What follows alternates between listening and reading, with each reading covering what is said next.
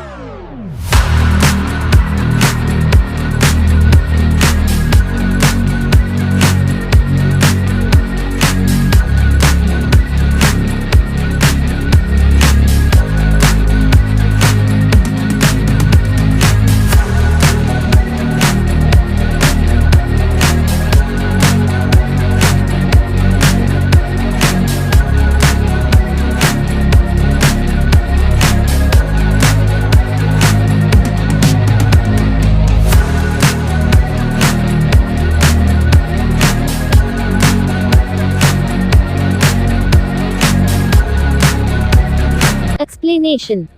First we will create tables and then insert records and then we will create packages. This is a SQL code block that defines a package, pkg1, containing two subprograms, a function, pkg_fuc1, and a procedure, pkg_p1. The pkg_fuc1 function selects the name of the teacher with the minimum salary from the teacher table and returns it as a virture.